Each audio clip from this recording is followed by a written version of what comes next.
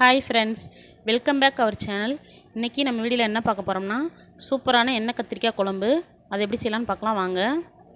First கத்திரிக்காய் இந்த மாதிரி கீறி வச்சுக்கலாம். 4 சைடும் ஃபுல்லாக கட் பண்ணிடக்கூடாது, பாதியோடு கட் பண்ணி எடுத்து வச்சுக்கலாம். தண்ணியில் போட்டு வச்சுக்கிறோம், எல்லாம் கருத்துரும்.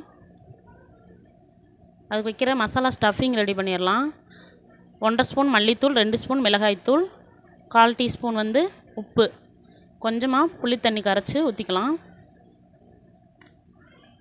சேர்த்துட்டு நல்லா கலந்து விட்டுக்கலாம்.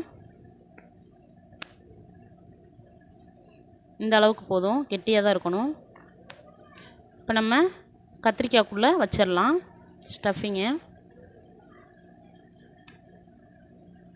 நல்லா சுற்றி பாடுற மாதிரி தடவிக்கலாம்.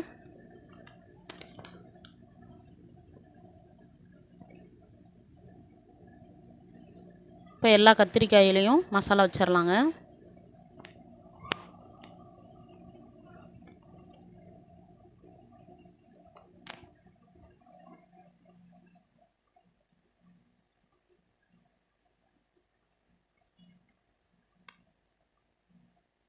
இப்போ எல்லா கத்திரிக்காயிலையும் ஸ்டஃபிங் ரெடி பண்ணியாச்சு.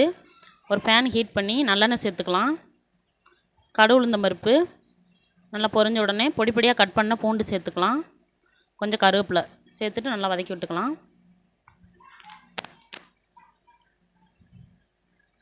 பூண்டு நல்லா செவந்துருச்சு. இப்போ வெங்காயம் சேர்த்துக்கலாம். பொடி பொடியாக கட் பண்ண பெரிய வெங்காயம் சேர்த்துட்டு நல்லா வதக்கி விட்டுக்கலாம்.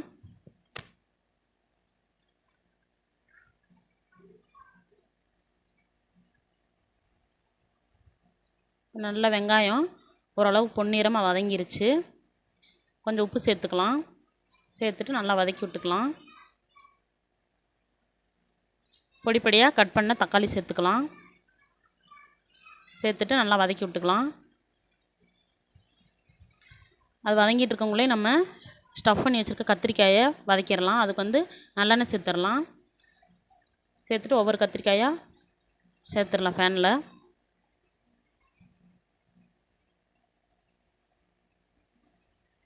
மெதுவாக மசாலாலாம் வெளியில் வராமல் திருப்பி விடணும். 2 சைடும் நல்லா வேகணும்.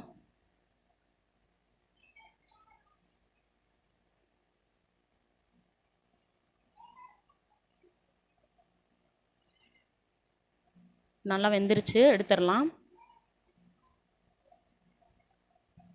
இப்போ நம்ம வெங்காயம் தக்காளி ஓரளவுக்கு வதங்கிருச்சு. இந்த ஸ்டேஜில் மசாலா சேர்த்துக்கலாம். 2 ஸ்பூன் மல்லித்தூள், ஒரு 1.5 ஸ்பூன் மிளகாய்த்தூள். காரம் உங்களுக்கு எவ்வளோ தேவையோ அதுக்கு தகுந்த மாதிரி பார்த்துட்டு சேர்த்துக்கோங்க. நம்ம ஏற்கனவே கத்திரிக்காயில் வேறு ஸ்டஃபிங் வச்சுருக்கோம். இப்போ எல்லா மசாலாலாம் சேர்த்து நல்லா வதக்கி விட்டுக்கலாம். இப்போ நம்ம வதக்கி வச்சுருக்க கத்திரிக்காய் சேர்த்துடலாம்.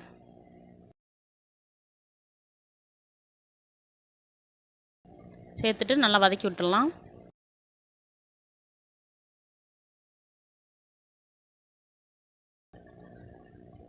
இப்போ நம்ம ஸ்டஃபிங் வச்ச மசாலாவில் கொஞ்சம் மிச்சம் இருந்தது, அது சேர்த்துக்கலாம். சேர்த்துட்டு நல்லா வதக்கி விட்டுக்கலாம்.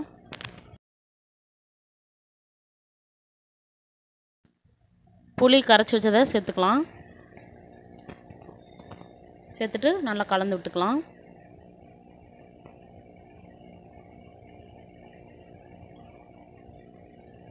கொஞ்சமாக தண்ணி ஊற்றிருக்கேன். தேவையானாலும் உப்பு சேர்த்துட்டு நல்லா கலந்து விட்டுக்கலாம்.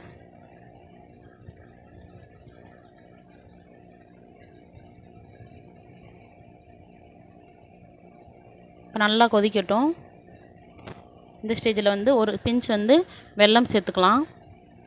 காரம் தூக்கல் இல்லாமல் இருக்கும், அதனால்.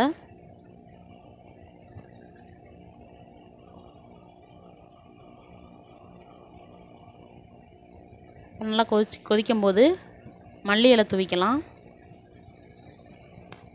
தூவிட்டு கலந்து விட்டுட்டு ஒரு 10 நிமிஷம் நல்லா கொதிக்க விட்டுறலாம். எண்ணெயெல்லாம் பிரிஞ்சு வரட்டும். பார்த்திங்கன்னா நல்லா எண்ணெயெல்லாம் சூப்பராக பிரிஞ்சு வந்துருச்சு. அவ்வளோதாங்க, நம்மளோட சூப்பரான எண்ணெய் கத்திரிக்காய் குழம்பு தயாராகிருச்சு. நீங்களும் உங்கள் வீட்டில் ட்ரை பண்ணி பாருங்கள். இந்த வீடியோ பிடிச்சிருந்துச்சுன்னா லைக் பண்ணுங்கள், சப்ஸ்கிரைப் பண்ணுங்கள், பெல் பட்டனை கிளிக் பண்ணிக்கோங்க.